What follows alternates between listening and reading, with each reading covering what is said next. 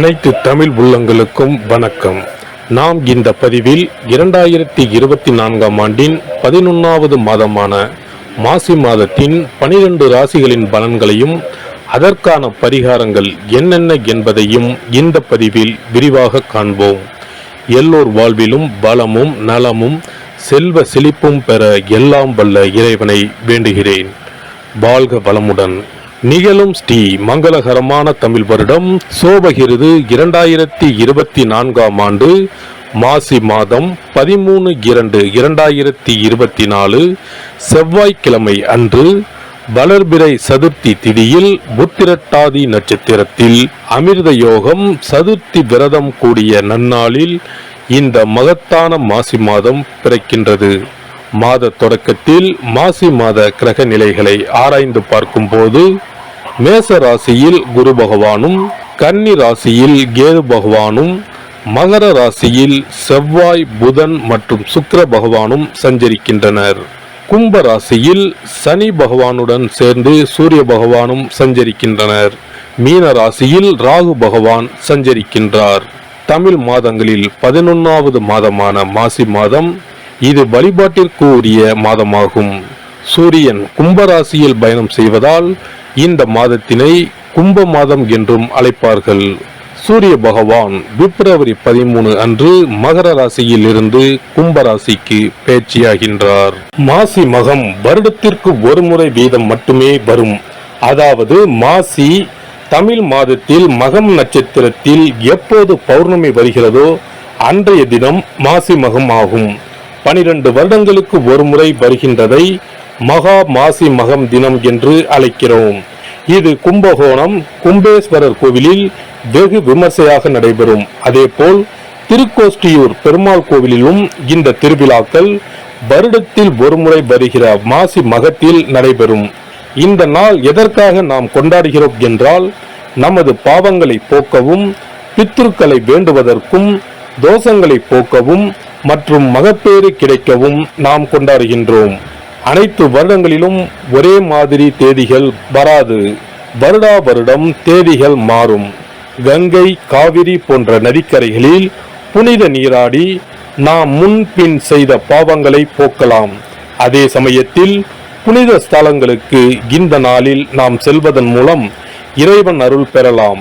இந்த நாளில் நாம் அருள்மிகு சிவபெருமான், முருகப்பெருமான், அம்பிகை மற்றும் பித்ருக்களை வணங்கி அருள் பெறலாம்.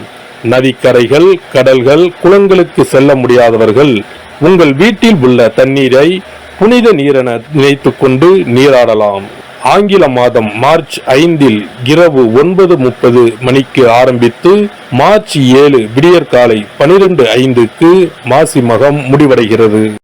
மிதுன ராசி அன்பர்களுக்கு மிருகசீரிடம் 3, 4ஆம் பாதம், திருவாதிரை, புனர்பூசம் 1, 2, 3ஆம் பாதம் நட்சத்திரங்களில் பிறந்தவர்களுக்கு உங்களது இனம் புரியாத சஞ்சலங்கள் அனைத்திற்கும் தீர்வை தருகின்ற மாதம் இது. மாதம் தொடங்கி முதல் வாரம் முடிவதற்குள் எதிர்கால உயர்வுக்கான அனைத்து அதிர்ஷ்டங்களையும் சந்திக்கப் போகிறீர்கள்.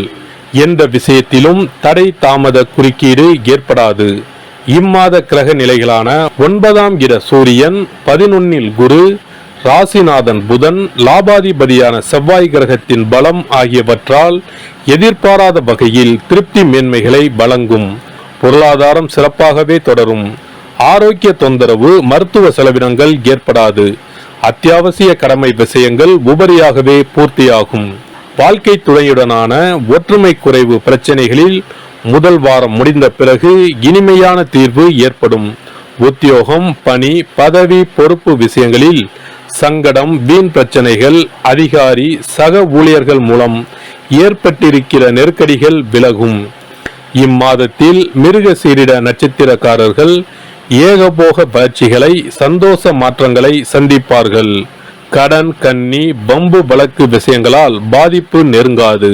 பூர்வீக சொத்து சம்பந்தமான வில்லங்க விவகாரங்களில் கோர்ட், காவல்துறை, பஞ்சாயத்து பிரச்சனைகளில் சாதகம் உண்டு. திருவாதிரை நட்சத்திரக்காரர்கள் மாதம் தொடங்கி 16 தினங்கள் வரை கவனமாக செயல்பட வேண்டியது அவசியம். அதன் பிறகு போராட்டமும் பிரச்சனைகளும் ஓய்ந்துவிடும். முதல் வாரம் கடந்த பிறகு புனர்பூசம் நட்சத்திரக்காரர்களுக்கு திடீர் வருமானம், இரட்டை லாபம், பரிசு, பண ஆதாய வரவுகள் என்று களை கட்டப் போகிறது. இம்மாத புதன், வெள்ளி மற்றும் சனிக்கிழமைகளில் அபரிமித சகாய காரிய பலித மேன்மைகளும் உண்டு.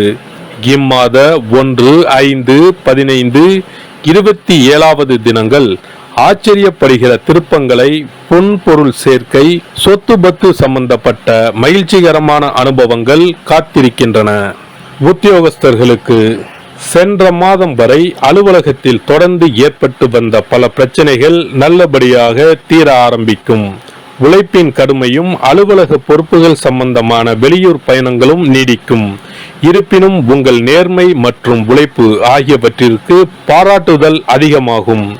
இதுவரை உங்களுக்கு மறுக்கப்பட்டு வந்த பதவி உயர்வு, ஊதியம் மற்றும் சலுகைகள் உயர்வு கிடைப்பதற்கு சூழ்நிலை ஏற்பட்டுள்ளது. வெளிநாடுகளில் ஏற்பட்டுள்ள பொருளாதார பின்னடைவினால் பணியை இழந்து வருந்தும் மிதுன ராசியினருக்கு வேறு வேலை கிடைக்க அனுகூலமாக அமைந்துள்ளன கிரக நிலைகள். வியாபாரிகளுக்கு சந்தை நிலவரத்தில் நல்ல மாறுதலை இம்மாதம் காணலாம். மந்த நிலையிலிருந்து வரும் உற்பத்தியை அதிகரிப்பதற்கு சாதகமான மாதம் இது. உற்பத்திக்கு அவசியமான மூலப்பொருட்களின் விலை அனுகூலமாக மாறும். நிதி நிறுவனங்களின் ஆதரவு கிடைக்கும். ஏற்றுமதி துறையினருக்கு அந்நிய சந்தைகளின் நிலவரம் சாதகமாக மாறும். லாபம் மீண்டும் அதிகரிக்க ஆரம்பிப்பதை அன்றாட விற்பனையில் காண முடியும். கலைஞர்களுக்கு புதிய வாய்ப்புகள் கை கொடுக்கும். உங்களை கண்டாலே முகத்தை திருப்பிக் கொண்ட அனைவரும் இனி உங்களை தேடி வருவார்கள். நிதி நிறுவனங்களின் ஆதரவு கிடைக்கும். இதுவரை நஷ்டத்திலேயே இயங்கி வந்த அனைத்தும் லாபமாக இயங்க ஆரம்பிக்கும். அரசியல்வாதிகளுக்கு கட்சி பணிகளாலும் வெளியூர் பயணங்களினாலும் ஆரோக்கியத்தில் ஏற்பட்ட பாதிப்பு படிப்படியாக குறையும். இதற்கு காரணம் அஷ்டமஸ்தானத்திற்கு ஏற்பட்டிருந்த தோஷம் தற்போது விலகியிருப்பதே ஆகும்.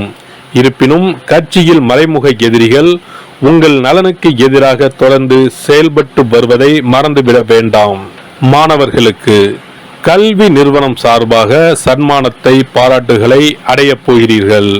விவசாயிகளுக்கு தொடர் நஷ்டம், பேரிழப்பு போன்றவைகளுக்கு தீர்வு காத்திருக்கிறது. பரிகாரம்: இம்மாத சனிக்கிழமைகளில் ஸ்ரீ பெருமாள் தெய்வ வழிபாடு வைத்துக் கொள்ளவும். செவ்வாய்க்கிழமைகளில் ஸ்ரீ காளி வழிபாடு செய்வதன் மூலம் பல நன்மைகளை அடையலாம். சிறப்பு பரிகாரங்கள்: வருமானத்தை பெருக்குவதற்கு வருமானம் வந்ததும் அல்லது சம்பளம் வாங்கியதும் அந்த தொகையில் 1% தொகையை தனியாக எடுத்து வைத்து விடுங்கள். அந்த பணத்தில் பாலால் செய்த இனிப்பு வகைகள், வாயில் போட்டாலே தித்திப்புடன் எளிதில் கரைந்து வாயிற்குள் போய்விடக்கூடிய இனிப்பு வகைகளை வாங்கி ஆதரவற்றோர், சாலையோர பணியாளர்கள், தூய்மை பணி செய்வோர், ஆதரவற்ற நிலையில் வறுமையில் வாடும் குழந்தைகள் மற்றும் தொழிலாளர்களுக்கு கொடுங்கள். மகிழ்ச்சியுடன் உங்கள் கைகளால் இனிப்புகளை கொடுங்கள். இப்படி செய்வதால் சனி சுக்கிர யோகம் உண்டாகும். இதனால் வருமானம் பெருகுவதுடன் கையில் பணம் சேர்ந்து கொண்டே இருக்கும். வருமானத்திற்கு தடையோ பஞ்சமோ வராது. ஏதாவது ஒரு வகையில் பணம் வந்து கொண்டே இருக்கும்.